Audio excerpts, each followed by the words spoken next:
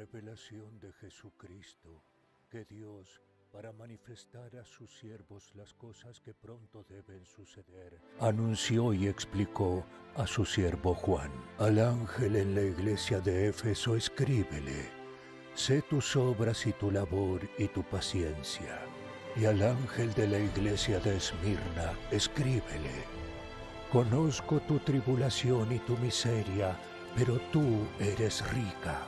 Y al ángel de la iglesia de Pérgamo escríbele: sé dónde tú habitas, allí donde está el trono de Satanás, y con todo retienes mi nombre y no has negado mi fe. Al ángel de la iglesia de Tiatira escríbele: conozco tus obras y tu caridad, y tu fe y tu servicio y tu paciencia. Y al ángel de la iglesia de Sardes escríbele: conozco tus obras, se te tiene por viviente, pero estás muerto. Y al ángel de la iglesia de Filadelfia escríbele: no obstante tu debilidad, has guardado mi palabra y no has negado mi nombre. Y al ángel de la iglesia de la Odisea escríbele: esto dice el Amén.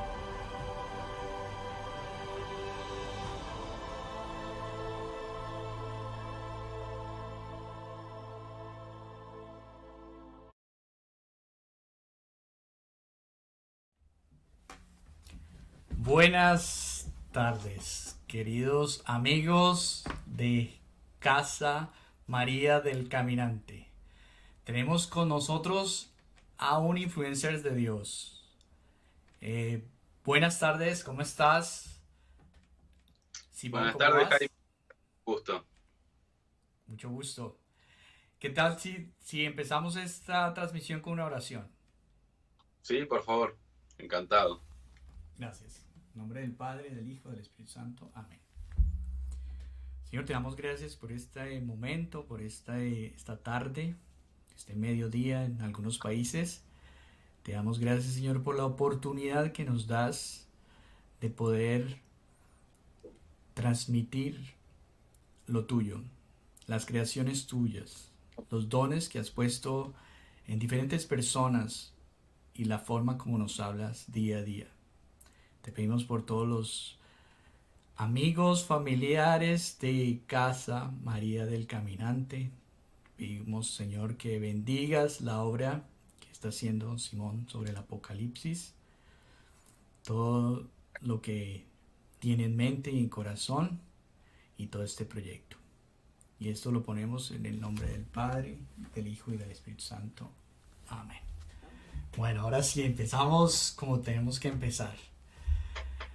Muy bien. Eh, He visto cosas que has hecho súper interesantes, sobre todo la película, me parece espectacular. Es de lo mejor que yo he visto realmente sobre el apocalipsis. Y es algo, es una aventura que yo sé que es muy complicada, pero está muy bien hecho. Quiero de antemano felicitarte por tu obra. Entonces cuéntanos de ti, tu nombre y cómo empezó el proyecto, quién eres. Bueno, Tu- eh, cortito, mi nombre es Simón del Acre, soy de Argentina, vivo acá en Argentina también, en Buenos Aires. Estudié cine en la Universidad de Buenos Aires, que es la Universidad Estatal de Argentina, pero nunca me dediqué a eso. Después de estudiar, terminé trabajando de distintas cosas, desde carpintería a fotógrafo de casamientos.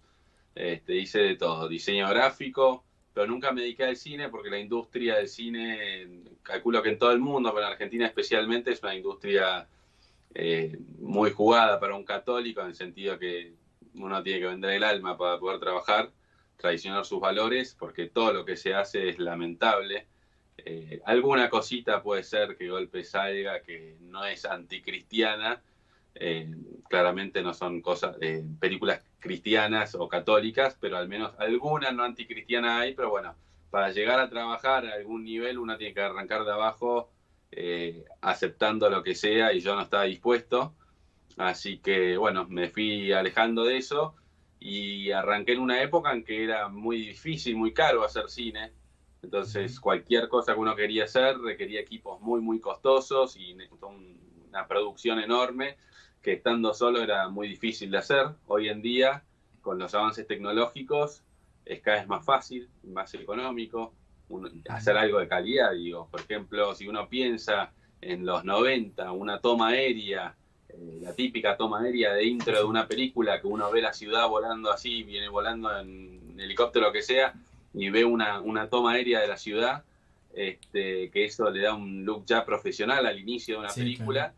Claro. Costaba, era en dólares, había que contratar un helicóptero, un piloto, hacer todo un rig en el helicóptero, que salía fortunas, fortunas en todas partes del mundo, pero especialmente en Argentina era inaccesible. Incluso las producciones nacionales no contaban con esas tomas. Y hoy en día, por $800, con un dron más que decente, se puede comprar uno y hacer tomas aún mejores que esas que se hacían en los 90. Con mucha mejor calidad, pues la capacidad de filmación de un dron, por ejemplo, es muy superior el control que uno tiene desde un control remoto en tierra, de la toma, el ángulo, el movimiento y todo eso, comparado con lo que era un helicóptero, que era un trabajo de 5 o 6 personas, súper costoso y absolutamente inaccesible. Y así todo, lo que es movimientos, tipos de cámara, calidad fotográfica, todo eso se fue abaratando cada vez más. Así que bueno, cuando yo siempre estuve al tanto, me mantuve al tanto de las tecnologías, más tecnologías que salían, y siempre soñando a ver cuándo se abría la puerta para poder hacer algo yo que me diera el cuero, decimos acá, que me diera el bolsillo. Y bueno, y hace también, en el entretanto, antes de seguir con mis otros trabajos, empecé a leer el tema del apocalipsis, a estudiarlo, especialmente en el padre Leonardo Castellani. Me llamó mucho la atención, me pareció un tema muy actual y siempre quise hacer algo. Y bueno, y finalmente con la cuarentena se dio, que de repente me encontré el año pasado cuando arrancó la cuarentena en Argentina, nos encerraron acá todos, me encontré con mucho tiempo en mis manos y este proyecto que venía masticando hace unos 4 años, finalmente decidí sentarme y arrancarlo y ver a dónde me permitía Dios llegar.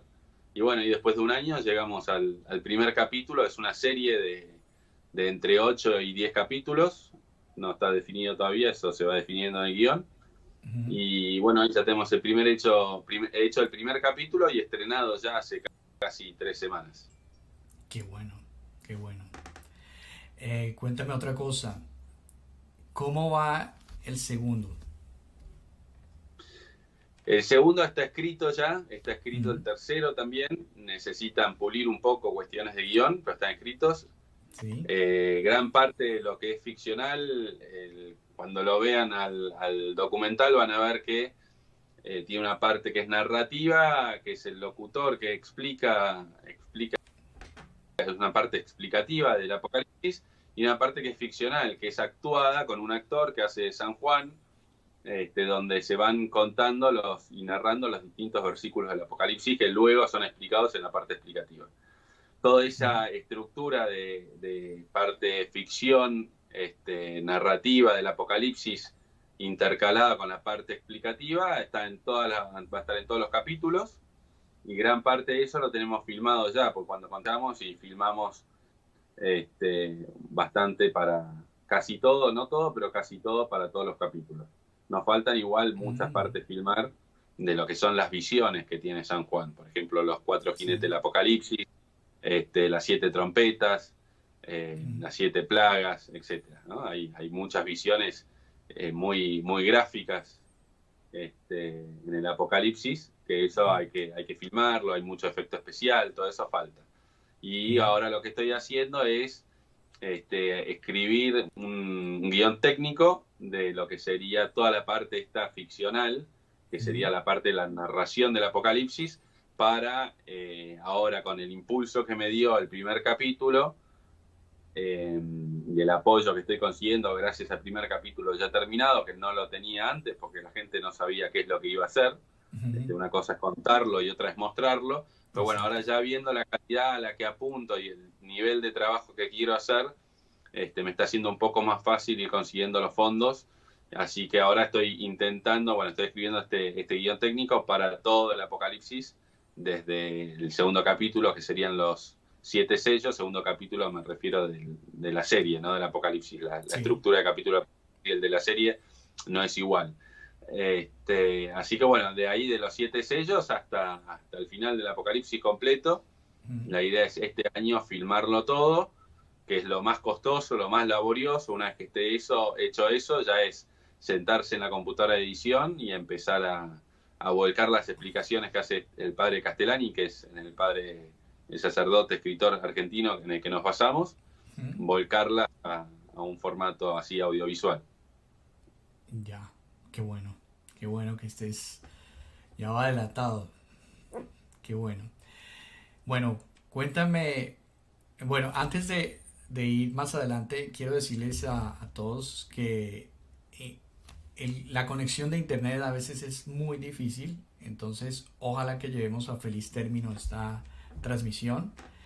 Entonces, simplemente para que lo tengan en cuenta, si en caso dado se cae, ya hablamos con Simón para seguir Por ahora, haciendo otra. por ahora viene bien, Por, sorprendentemente.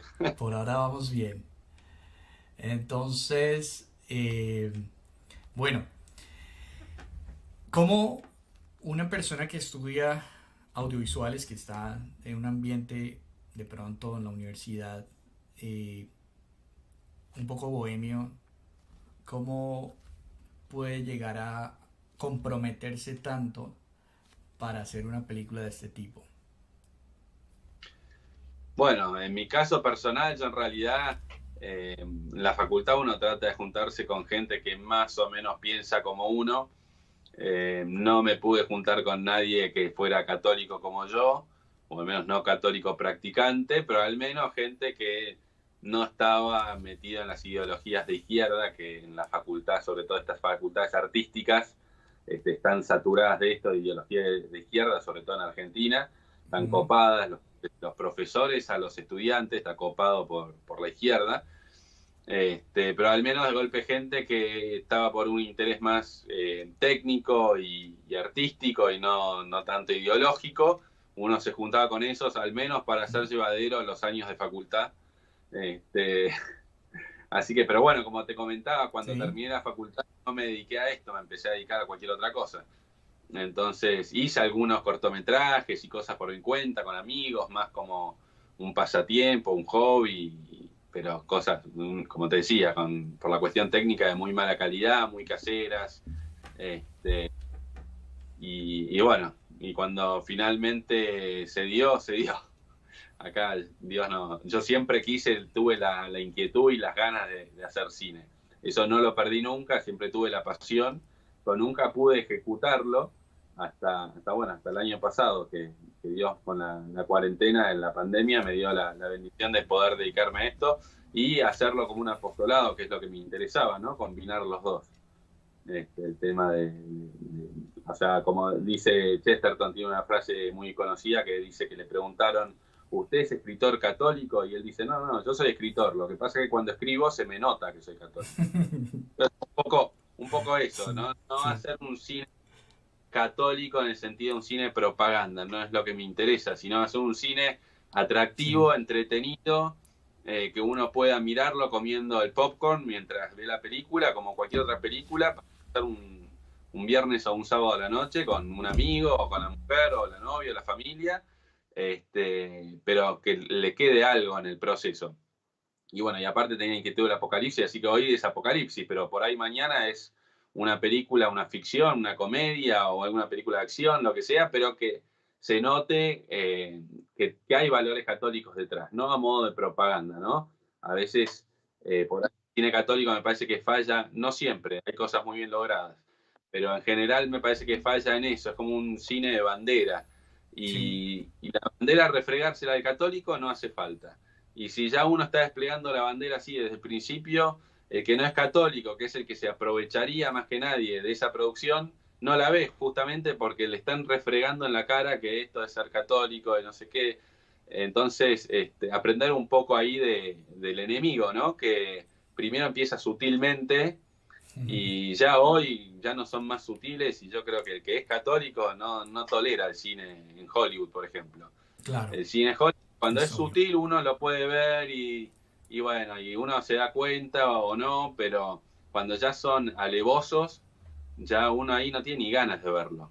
Y ahí ellos fallan en su cometido, me parece. Ujú. Este, pero bueno, un poco hacer la misma técnica, la inversa, que ellos demostraron que funciona, que es subliminalmente meter el buen mensaje. Bueno, no, en el caso de Apocalipsis es un tema es directamente un tema religioso, entonces yo eso con el tema lo encaré desde el tratamiento que le di, ¿no? Que sea con buena fotografía, con buena música, buenos efectos especiales, cosas y eso lo veo en los comentarios de YouTube donde estrenó, que hay gente que no es religiosa o incluso no es católica, hay comentarios de protestantes que les gustó mucho, y se engancharon, yo creo que porque está bien hecha, porque tiene buena música, tiene buen ritmo, es entretenido, las voces del narrador y de que hace San Juan son espectaculares. Entonces yo creo que enganché por ese lado, que era mi intención, ¿no? No que sea una cosa para los católicos, sino que obviamente los católicos lo disfruten, pero enganchar también al que no es católico, sobre todo con el tema del Apocalipsis, que uno busca en YouTube y encuentra casi todo es protestante y de muy mala calidad. Entonces ahora de golpe uno busca siendo protestante o católico y se encuentra con algo, una explicación católica del Apocalipsis que aparte tiene buena calidad. Ahí por eso estoy enganchando a varios protestantes por ese lado en YouTube, que algunos me felicitan y otros me insultan, pero bueno. Sí, pero muy bueno lo que estás haciendo.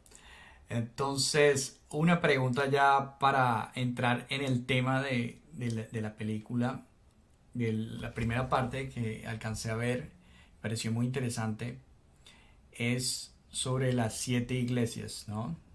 Y que Así podemos es. ya ver, ya hablar de eso.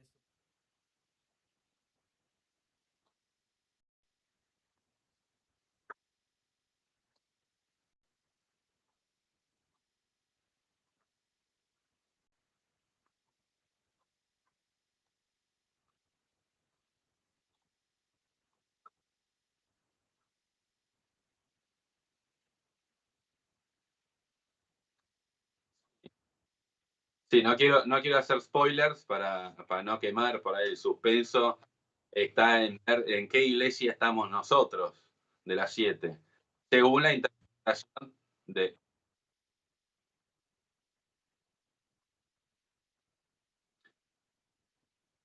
Claro,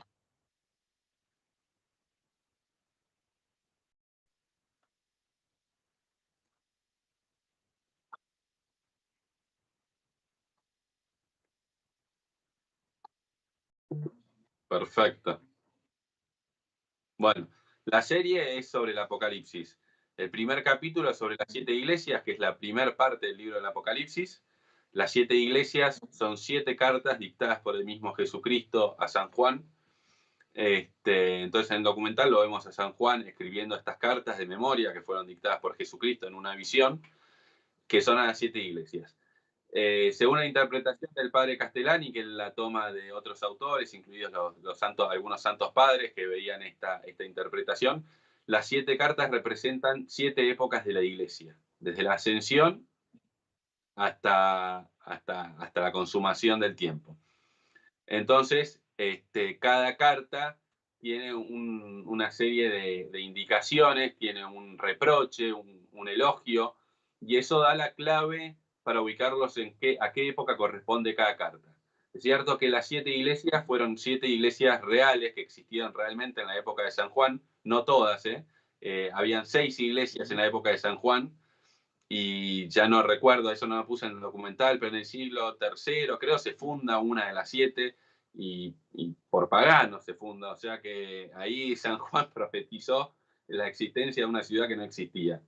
Pero bueno, eso es anecdótico nomás. Eso prueba más que nada el carácter profético de San Juan.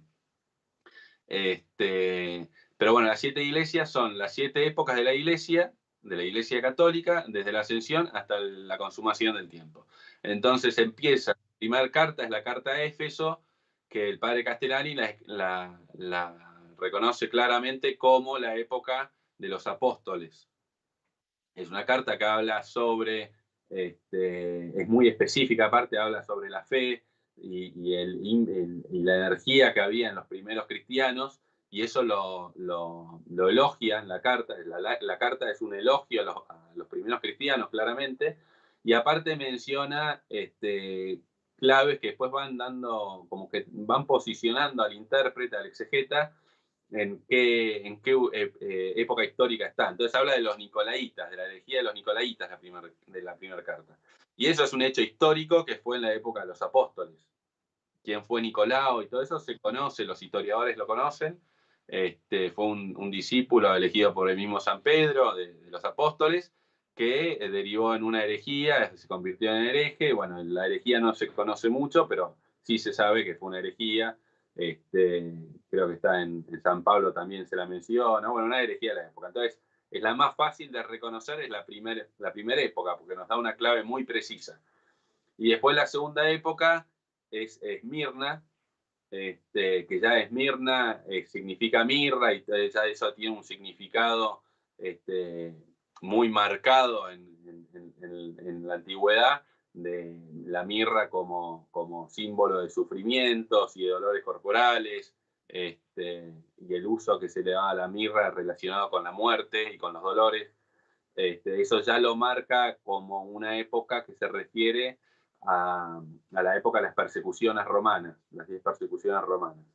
Y aparte, bueno, va dando otras indicaciones. Entonces no me voy a pasar versículo por versículo, porque eso está en el video, no tiene sentido, pero da indicaciones que para el conocedor de historia y para el conocedor de la Biblia son claves muy precisas, unas que ya pasó la época para poder reconocerlas. A ver, el padre Castellani es del siglo pasado, él nació en 1899 y murió en 1981, o sea, es casi contemporáneo nuestro. Yo nací el año que él se murió, o sea, yo no llegué a ser contemporáneo de él por 1 o 2 meses nomás, sí, desde la panza de mi madre al menos. Y él, estando ya avanzado en el tiempo, él conoce la historia más que lo que la conocían los santos padres, por ejemplo. Entonces, algunos santos padres por ahí las primeras 7 iglesias las ubican dentro de su tiempo, pero bueno, porque no conocían que se iba a venir, no es porque el sacerdote, el padre Castellani, supiera más, sino que está más adelantado en el tiempo, tiene una perspectiva más amplia. Entonces es más fácil ya conociendo la historia y estando casi 2000 años más adelante, conocer las distintas épocas y ubicarlas con mayor facilidad. Bueno, eso básicamente son las 7 cartas a las 7 iglesias. Padre Castellani va identificando a qué época precisamente, de qué momento a qué momento se ubica cada carta a cada iglesia. Discúlpenos con este inconveniente. Queremos verificar si la voz de Simón se escucha. Acá estoy. No sé si me escuchas bien. Yo te escucho bien a vos. ¿Me escuchás? No te escucho en este momento. Vamos a rectificar un segundo. ¿Qué sucede con el audio? ¿Aló? Sí, yo te escucho bien, Jaime. Perfecto. Ya retomamos. Qué pena con ustedes los problemas técnicos que tenemos. Estamos ajustando porque muchas veces se cae el internet, se cae el sonido y se nos arma un problema acá. Pero bueno, vamos a retornar lo que estábamos hablando, de lo que es que van de la mano las interpretaciones o los exégetas, en el caso de padre Alfredo Sanz y el padre Castellani. Entonces, así es. Mi última pregunta fue, cuando ya nos acercamos a estos tiempos y lo que estamos viendo en estos tiempos, ¿qué iglesia, cómo se llama la iglesia y cuál es la descripción, según el padre Castellani, bajo la luz del Apocalipsis, que estamos viendo en este momento? Bueno, el padre Castellani nos ubica en la sexta, que es Filadelfia, pero porque él es el sistema de interpretación del padre Castellani es principalmente literal del Apocalipsis. Literal, que hay distintos tipos de literal, pero bueno, eso ya sería muy largo de explicar. Puede ser literal simbólico, literal metafórico, literal crudo. Sí, sí. Pero bueno, él usa siempre el sistema de interpretación literal y trata de huirle al alegórico, porque el alegórico ya hay en exceso alegorías el alegórico también se presta para muchos abusos y desvaríos también. Entonces hay que tener cuidado con el sistema alegórico. Ya interpretaciones alegóricas hay antiguas.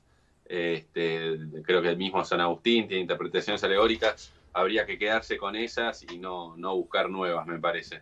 Pero bueno, él nos ubica en la sexta, que sería la última iglesia antes de la venida de Jesucristo, o la iglesia que en su final vendría Jesucristo. Después la séptima sería una iglesia, un periodo de paz y prosperidad para la iglesia, después de la segunda venida de Jesucristo hasta el juicio final. Así que bueno, nos ubica, el padre Castellani nos ubica en esa iglesia. Y ¿Es la Odisea?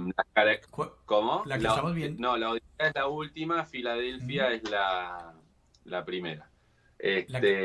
Hay ciertas claves por las cuales él ubica a Filadelfia con nuestra época, por ejemplo, y con la última época antes de la segunda venida, o que termina en la segunda venida.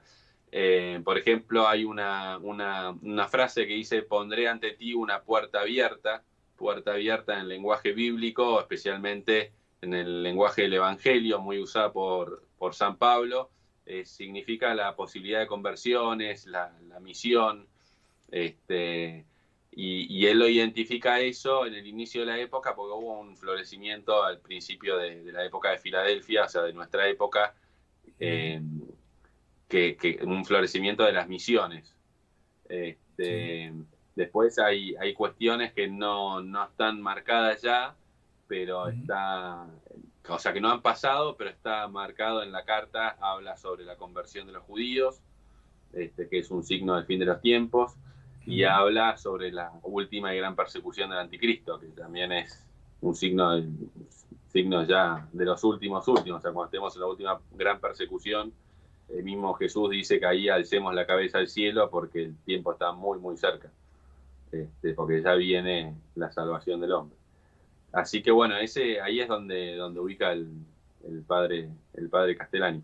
De nuevo, no quiero extenderme mucho, porque en realidad yo no soy exegeta, y yo me limito a reproducir en el documental lo que enseña el padre Leonardo Castellani, que sí era un exegeta, y a mi juicio, yo le dije a él, porque a mi juicio fue el mejor exegeta de los últimos tiempos, o sea, de nuestra época.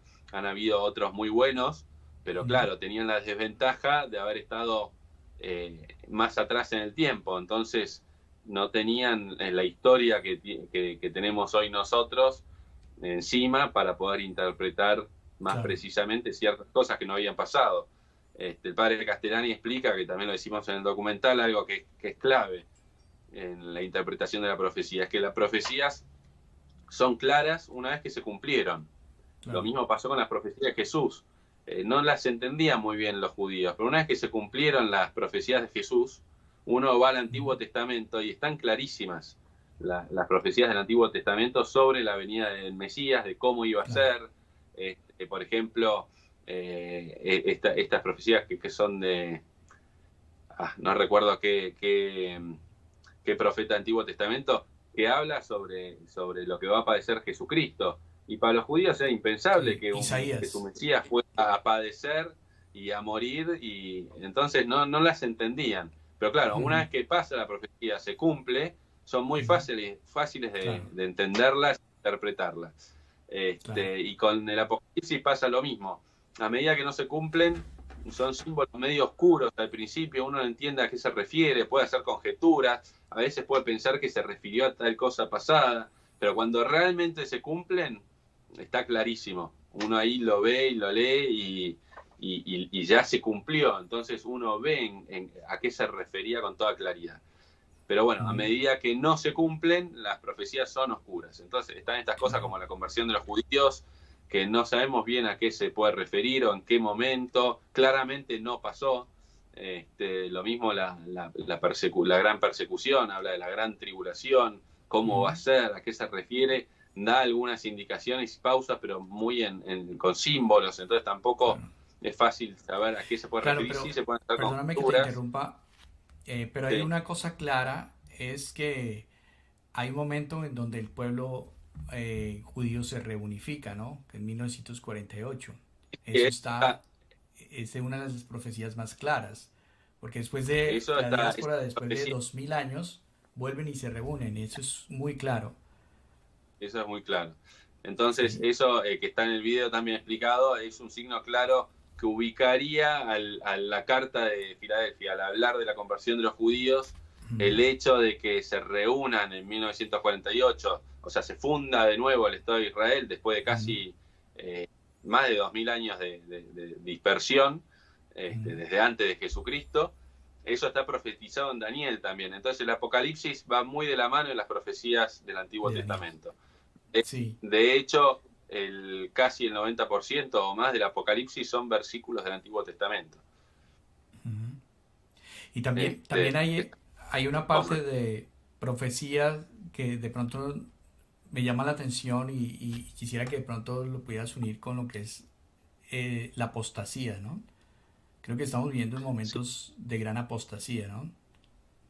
Bueno, es lo que decías vos, creo, hace un rato Ujú. que mencionás del padre Alfredo Sanz, que ya Sí. justo se cortó y te estaba estirando un poco más, que creo que también lo dice el padre Alfredo Sanz y lo dice el padre Castellani, que la Iglesia Ujú, Católica es el cuerpo místico de Cristo. Y ujú, Cristo es la iglesia, la cabeza de la iglesia. Entonces, si la iglesia es el cuerpo de Cristo, cuerpo ujú, místico, debe padecer lo mismo que la cabeza. Entonces, si la ujú, cabeza fue perseguida, predicó y después de predicar fue perseguida, fue traicionada y después fue flagelada y ujú. muerta en la cruz, la Claro. iglesia tiene que pasar lo mismo. Y después resucitó, la iglesia va a pasar por lo mismo. La iglesia va a parecer que Ajá. murió, Sí, y con la segunda venida de Cristo va a resucitar. sí. Pero bueno, hoy para mí, y a juicio personal, una opinión, yo Ujú. diría que después de lo que leo, ¿no? Del Apocalipsis y todo, y lo que veo en el mundo y en la iglesia, yo nos ubicaría en el Jueves Santo, en la última cena, por ahí. Sí, Ya empieza correcto. a haber traición, pero no hay una traición De para mí crucifixión. tan a nivel Judas, ¿no? Falta esa traición que Sí. entregue la iglesia directamente en las manos del enemigo de una forma explícita. Ujú, Hoy la iglesia está entregando en manos de perdón, la iglesia no, parte de los miembros de la iglesia están traicionando y están apostatando, que la apostasía es uno de los signos al fin de los tiempos, ujú. pero falta, que yo creo que va a ser el falso profeta, ¿no? El Judas. Sí. Ujú. Judas vendría a ser como imagen falso profeta para mí. Claro. ¿Te puedes, por favor, hacer más hacia tu derecha, que creo que estás fuera de foco? Un poco ¿Ah? hacia tu derecha. No, ahí, ahí está. No, métete un Estoy, poquito más, que estás fuera de foco. Hasta ahora, porque estoy a ver si, espejado yo si puedes entonces un poco no más, estoy un parado. poco más. Ahí. No, no, no, no. Para el otro Ah, lado. Exacto, ahí, ahí, ahí quedó bien. Bueno, entonces estamos hablando de lo que estamos viviendo en este momento según la interpretación del padre Castellani, el Apocalipsis, y que hay muchas crisis a nivel mundial. Todo lo que estamos viendo, pues muchos de nosotros nos preguntamos cuáles son los signos de los tiempos que estamos viviendo. ¿Cuál sería la recomendación para ti desde el cristianismo, desde el católico, frente a la doctrina y frente a la fe? bueno, eso creo que queda claro en el documental, que la Ujú, recomendación la da el mismo Cristo en las cartas, y es una recomendación que está clarísimo, que es ujú, progresiva la insistencia desde las últimas tres cartas hacia el fin, ujú, la recomendación a guardar la tradición. ¿Qué es esto? Ante toda la confusión que hay hoy en la iglesia doctrinalmente, que hay confusión, porque de golpe empiezan a parecer que en Alemania se está dando de comulgar a los divorciados, entonces uno dice, perdón, a los divorciados, no, a los protestantes, a los divorciados ya se les daba de comulgar hace rato. Y en todo el mundo se empieza a dar de comulgar a los divorciados y a los juntados, y ya la comunión la puede recibir cualquier persona. ¿Y esto qué hace? Que uno piense, pero entonces, si cualquier persona puede recibir la comunión, entonces hay dos posibilidades: o la comunión no es el cuerpo de Cristo, o el divorcio, el ser protestante y todo eso, no hay pecado mortal, porque si ujú, cualquiera puede comulgar y hay que comulgar en gracia, entonces no hay pecado mortal, uno podría decir. o sí hay pecado mortal, entonces no es el cuerpo de Jesús. Entonces como que se genera una confusión. Entonces, ¿cuál es la recomendación de las cartas, de las últimas cartas? Es volver a la tradición, dejar de mirar qué está pasando en Roma o qué dice tal o cual cardenal, y empezar a mirar lo que dijeron los santos padres, lo que enseñó la iglesia siempre, lo que dijeron los concilios de toda la historia de la iglesia, las encíclicas de los papas santos, que tenemos ahí, ya está todo, no hay novedad posible ya. Me refiero a sana doctrina. La sana doctrina uno la encuentra, se mete en la página del Vaticano y googlea por tema y busque lo que dijeron los papas que fueron santos. Tuvimos papas santos, montón, que han escrito encíclicas fabulosas.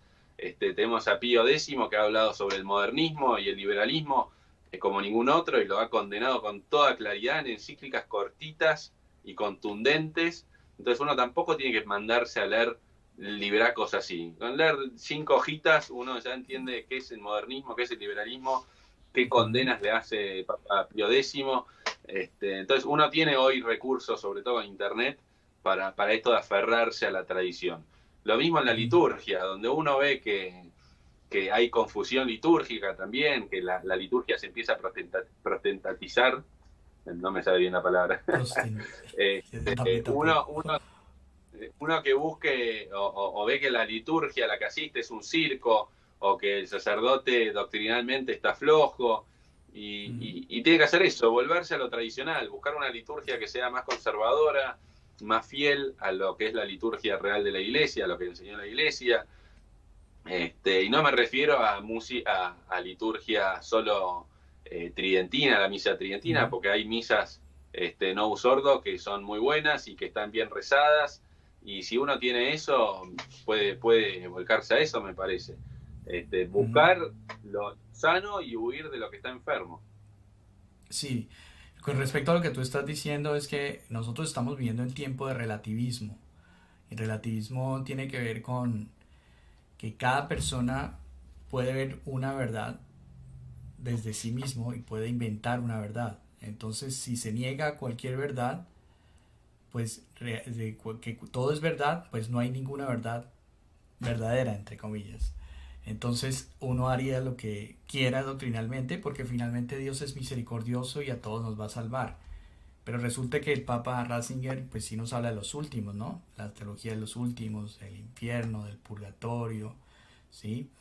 Entonces es muy importante lo que estabas diciendo. Doctrinalmente tenemos que venir a las fuentes, porque realmente es de donde nace la iglesia, en las fuentes. Los primeros padres de la iglesia, la patrística, es muy importante porque es lo que nos va dando la dirección, y estar en pequeñas comunidades y estar orando, ¿no? La oración, ¿cómo tú la ves dentro de este escenario? Bueno, la oración para el católico siempre fue fundamental. No me acuerdo qué santo decía que la oración es la respiración del alma. O sea, si uno no reza, se muere ahogado. Por la oración nos llegan las gracias necesarias para la oración, y los sacramentos, ¿no? Van de la mano. Es fundamental, sobre todo cuanto más presión hay, más fundamental se hace la oración y los sacramentos. Y estamos hoy viviendo tiempos de presión para la apostasía, que me parece que son evidentes. Entonces, si uno no se aferra a los sacramentos y a la oración, no va a resistir. Y eso creo que lo vemos, todos lo ven de golpe en gente por ahí un poco cercana, a veces en la familia, alguno lo puede ver, amigos, que uno por ahí iba, yo lo veo por ahí en algún amigo mío, íbamos de la mano cuando éramos chicos, creíamos lo mismo, y hoy él empezó a creer otra cosa, no tiene la misma fe que tenía hace 20 años. Me decís, ¿por qué? Porque fueron aflojando con los sacramentos y con la oración. Y entonces el mundo se los va llevando. Así es. Bueno, es la imagen. Dime. La imagen es la de Jesús, la barca de Pedro y Jesús en la tormenta. O sea, si uno se aferra a la barca y se aferra a Cristo, va a andar bien. En el momento en que uno quiera ver cómo está el mar y pegarse una nadita por ahí, el mar se lo traga. Claro, así es. No, y es muy importante tener en cuenta que lo que nos caracteriza como iglesia católica, ¿no? Dentro de los sacramentos, la Eucaristía, ¿sí? Eh, todo lo que es la primera comunión, todo lo que aprendimos cuando estábamos pequeños, los sacramentos, hay que vivirlos, la reconciliación, estar en permanente confesión, porque de hecho está en la Biblia, está en Juan 20:20, en donde el Señor manda a los discípulos a que perdonen los pecados en nombre suyo.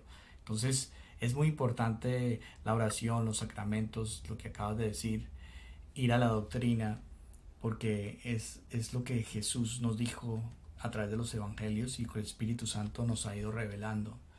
Pero es muy interesante, o sea, lo que estás haciendo es tremendamente interesante, eh, y muy importante. Visualmente está muy bien manejado los efectos, lo que querías lograr, lo que nos decías al principio del programa, o sea, lo que querías lograr, que un impacto en una producción muy buena, realmente lo estás logrando. He visto muchas cosas y lo que estás haciendo es realmente interesante y esperamos que, bueno, después de que terminamos el video, pues van a ver todas las descripciones de la compañía, para que puedan todos nuestros hermanos católicos y no católicos pues colaborarte en esta hora tan importante y en esta hora tan importante en la que estamos, ¿no? Entonces quisiera que de pronto hiciéramos otro capítulo, tal vez menos atropellado con la cuestión, pero de pronto hacer otro capítulo y nos vayas dando como un parte de lo que vas haciendo, tu proceso y digamos, cosas espirituales que de pronto estás viviendo detrás de cámaras, cómo ha sido el proceso de los detrás de cámaras, el equipo y todos estos detalles. Muy bien. Espero que puedas regresar a Casa María del Caminante y bueno, finalmente quiero que tienes el micrófono para invitar a las personas que nos están viendo para que les digas en qué parte estás y en qué podemos colaborar y bueno. Bueno, ante nada, ya de entrada te agradezco y sí, por supuesto, cuando quieras, me invitás y charlamos, yo encantado. Y respecto al proyecto, bueno, vos después pondrás ahí los links para ver y eso está disponible gratuitamente, es una serie de varios capítulos, una miniserie. Los capítulos van a estar siempre gratuitamente en internet. En YouTube, tenemos un canal de YouTube donde iremos subiendo los capítulos ahí. Y la idea es que estén gratuitos, pero obviamente esto cuesta mucho dinero hacerlo, sobre todo para mantener este nivel en el que estamos apuntando y queremos trabajar, para que justamente, como decía antes, sea atractivo para todo el mundo, y especialmente para el que realmente necesita conversión e informarse un poco sobre qué es lo que enseña la Iglesia y qué es lo que es el Apocalipsis, que por ahí la gente no lo conoce bien. Es importante hacer algo de muy buena calidad y cuanto mejor calidad, siempre más costoso es, porque uno podría sentarse acá, estoy ahora con el libro y leerlo, y el texto va a ser el mismo, pero voy a aburrir a unos cuantos. Entonces, bueno, hacer esto ya sale mucho dinero. Y el sistema de financiamiento es así, quien tiene $5 pone $5, quien tiene 10 pone 10, algunos ponen 500, perdón, me apareció algo ahí en la pantalla. Y la idea es esa, yo tengo junto con el video en la descripción y tenemos una página web del video, que la podés poner después vos también en la descripción, donde están las formas de ayudar y tenemos PayPal, tenemos cuenta de banco ahí en Estados Unidos, hay hemos puesto todos los medios de colaboración posibles para mayor comodidad de la gente. Y bueno, la idea es que lo vean gratis antes de aportar nada. Y si les gusta un proyecto que vale la pena que siga avanzando, bueno, que nos ayuden porque es necesaria la ayuda. Por un lado, las oraciones, que son muy importantes para que Dios siempre ilumine este proyecto y vaya de la mano con la buena doctrina y con la bendición de Dios. Que eso es fundamental, como decías, la oración para mí en este proyecto es central, la oración y los sacramentos. Y después, obviamente, también, como dice el refrán, a Dios orando y con el mazo dando. Después hay una parte que con oraciones no se hace, que es la parte de pagar sueldos. Los sueldos, contratar a un actor que ni siquiera es católico, pero es muy buen actor y es bueno lo que hace y tiene un look que da perfecto con San Juan, hay que pagarle al locutor también. O sea, buscamos para la parte técnica, que sean excelentes técnicos, no excelentes católicos. O sea, si aparte son buenos católicos, obviamente siempre hay prioridad. Si aparece un excelente técnico, dos excelentes técnicos, uno no es católico y el otro sí, prioridad para el católico, claramente, porque aparte va a hacerlo con mayor entusiasmo. Claro. Pero cuando un técnico, la única opción que tenemos es un técnico que no es católico, pero es excelente técnico, Claro. y por un pago hace un excelente trabajo, y bueno, estamos dispuestos a pagarle, pero bueno, se necesita dinero. Así que bueno, Claro. eso.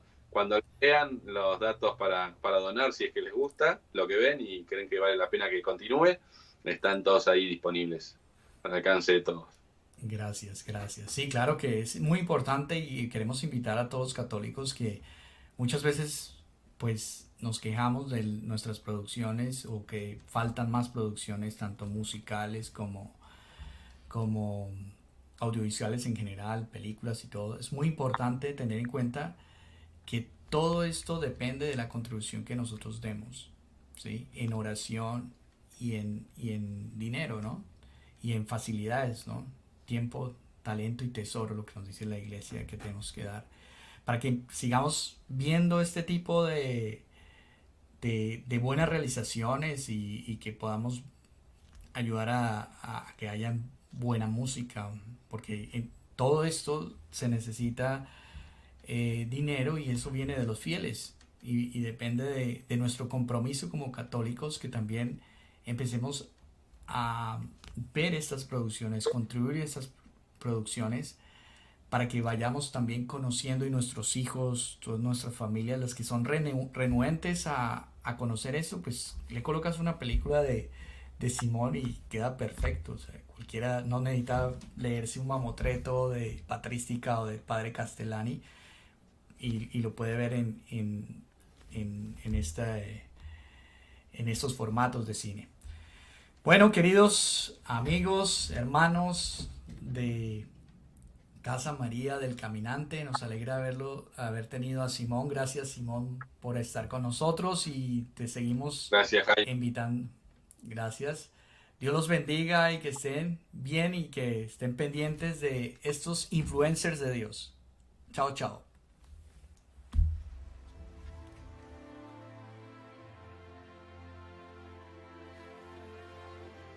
Revelación de Jesucristo, que Dios, para manifestar a sus siervos las cosas que pronto deben suceder, anunció y explicó a su siervo Juan. Al ángel en la iglesia de Éfeso escríbele: sé tus obras y tu labor y tu paciencia. Y al ángel de la iglesia de Esmirna escríbele: conozco tu tribulación y tu miseria, pero tú eres rica. Y al ángel de la iglesia de Pérgamo escríbele: sé dónde tú habitas, allí donde está el trono de Satanás, y con todo retienes mi nombre y no has negado mi fe. Al ángel de la iglesia de Tiatira escríbele: conozco tus obras y tu caridad, y tu fe y tu servicio y tu paciencia. Y al ángel de la iglesia de Sardes escríbele: conozco tus obras, se te tiene por viviente, pero estás muerto. Y al ángel de la iglesia de Filadelfia escríbele: no obstante tu debilidad, has guardado mi palabra y no has negado mi nombre. Y al ángel de la iglesia de la Odisea escríbele: esto dice el Amén,